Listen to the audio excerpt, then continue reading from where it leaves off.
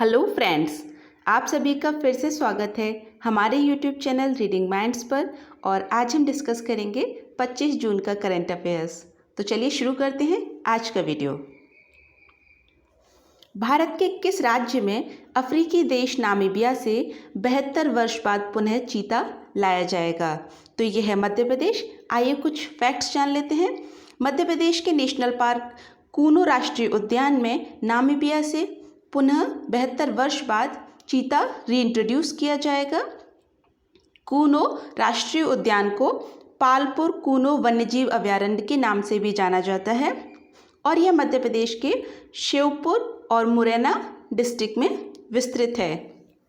इसकी स्थापना वर्ष 1981 में हुई थी और इसे राष्ट्रीय उद्यान का दर्जा 2018 में दिया गया था। यदि हम बात करें देश में सर्वाधिक नेशनल पार्क की, तो ये हैं मध्य प्रदेश में, जो कि 12 हैं। और मध्य प्रदेश के इन 12 नेशनल पार्क में से 6 नेशनल पार्क टाइगर रिजर्व भी घोषित हैं, जो कि देश में सर्वाधिक टाइगर रिजर्व वाला राज्य है मध्य प्रदेश। इस तरह मध्य प्रदेश के टाइगर रिजर्व्स की बात करें तो ये हैं कान्हा-किसली, बांधवगढ़, सतपुड़ा, पेंच, पन्ना राष्ट्रीय उद्यान और संजय गांधी राष्ट्रीय उद्यान। ब्रिक्स समूह की मेजबानी वर्ष 2021 में कौन सा देश कर रहा है? तो यह है भारत। आइए कुछ फैक्ट्स जान लेते हैं। ब्रिक्स विश्व की 5 उभरती हुई अर्थव्यवस्थाओं का एक समूह है और इसके यदि सदस्य देशों की बात करें तो इसमें ब्राज़ील, रूस, भारत, चीन और दक्षिण अफ्रीका हैं वर्तमान में। इसकी स्थापना वर्ष 2006 में हुई थी और इसका मुख्यालय है ब्रिक्स टावर, शंघाई, चीन में। पहला ब्रिक्स शिखर सम्मेलन 2009 में रूस में हुआ था और इसका दक्षिण अफ्रीका सदस्य देश वर्ष 2010 में बना था और इसे फिर ब्रिक्स के नाम से जाना जाने लगा। ब्रिक्स में BRICS B Brazil, R Russia, India, China और एस साउथ अफ्रीका को रिप्रेजेंट करता है। भारत में ब्रिक्स का यह तीसरी बार आयोजन है। इससे पहले 2012 में और 2016 में आयोजन हुआ था। किस देश ने हाल ही में आयोजित पहली विश्व टेस्ट चैंपियनशिप का खिताब जीता है? तो यह है न्यूजीलैंड। आइए कुछ फैक्ट्स जान लेते हैं। विश्व टेस्ट चैंपियनशिप का आयोजन अंतर्राष्ट्रीय क्रिकेट परिषद ICC द्वारा किया गया है और इसकी शुरुआत 1 अगस्त 2019 से एशेज टेस्ट सीरीज़ के साथ हुई थी और इसका फाइनल 23 जून 2021 को rose bowl stadium, Southampton, New Zealand में खेला गया है। इसमें न्यूजीलैंड ने भारत को 8 विकेट से हराया है और न्यूजीलैंड की क्रिकेट टीम को हम कीवी टीम के नाम से भी जानते हैं। ये आप जो इमेज में देख रहे हैं, ये है कीवी, जो यहाँ का राष्ट्रीय पक्षी है और इसी के नाम पर इसको कीवी टीम भी कहा जाता है। और न्यूजीलैंड के कप्तान थे केन विलियमसन। न्यूजीलैंड के प्रधानमंत्री हैं जेसिंडा अर्डर्न और ये आप मैप में देख रहे हैं न्यूजीलैंड, राजधानी है Wellington.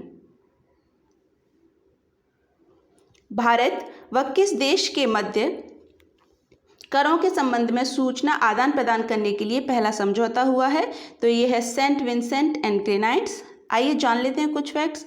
Saint Vincent and Grenadines Caribbean सागर में स्थित एक द्वीपीय देश है और आप ये मैप में देख रहे हैं, ये है कैरिबियन सी और इसमें ये स्थित है द्वीपीय देश सेंट विंसेंट एंड ग्रेनाइड्स। इसकी राजधानी है किंग्सटाउन। ये जो समझौता किया गया है करों के आदान प्रदान के लिए, ये काले धन की चोरी रोकने यानी ब्लैक मनी को रोकने और विदेशों में कर चोरी को रोकने में मददगार होगा और यह सेंट विंसेंट एंड ग्रेनाइड्स के साथ पहला इस प्रकार का समझौता है। भारत का कौन सा क्रिकेट खिलाड़ी ICC की ताज़ा रैंकिंग में विश्व का शीर्ष ऑलराउंडर बना है? तो यह है रविंद्र जडेजा। आइए कुछ फैक्ट्स जान लेते हैं। अंतर्राष्ट्रीय क्रिकेट परिषद की स्थापना 15 जून 1909 को हुई थी। इसे ऑस्ट्रेलिया, इंग्लैंड और दक्षिण अफ्रीकी देशों द्वारा शुरू किया गया था ICC को। इसका पूर्व नाम इंपीरियल क्रिकेट सम्मेलन भी है और इसका मुख्यालय ICC का है दुबई, संयुक्त अरब अमीरात में। ICC के वर्तमान अध्यक्ष हैं ग्रेग बार्कले, जो कि न्यूजीलैंड के हैं और ICC के वर्तमान CEO हैं मनु साहनी, जो कि भारतीय हैं।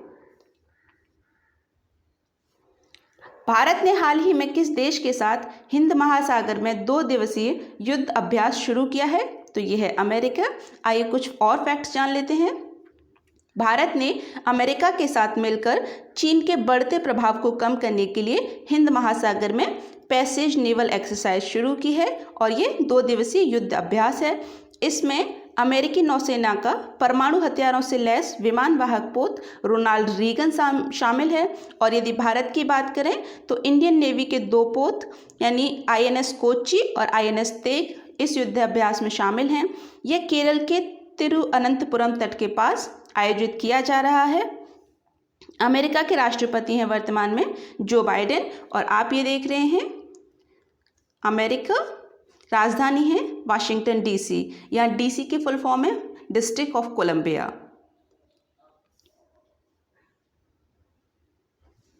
भारत सरकार ने हाल ही में प्रधानमंत्री गरीब कल्याण योजना को कब तक बढ़ाने का फैसला किया है? तो ये है नवंबर 2021। आइए कुछ और फैक्ट्स जान लेते हैं।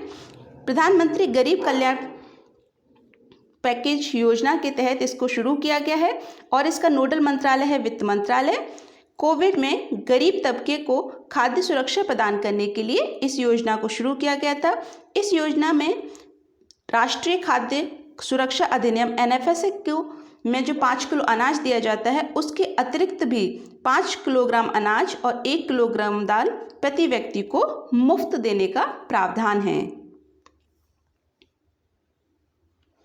प्रोजेक्ट सी बर्ड किस क्षेत्र से संबंधित है? तो ये है रक्षा। आइए कुछ फैक्ट्स जान लेते हैं प्रोजेक्ट सी बर्ड के बारे में। प्रोजेक्ट सी बर्ड भारतीय नौसेना के नेवल बेस निर्माण से संबंधित है और ये प्रोजेक्ट सी बर्ड INS कदम्ब नेवल बेस के निर्माण का कोड नेम है प्रोजेक्ट सी बर्ड।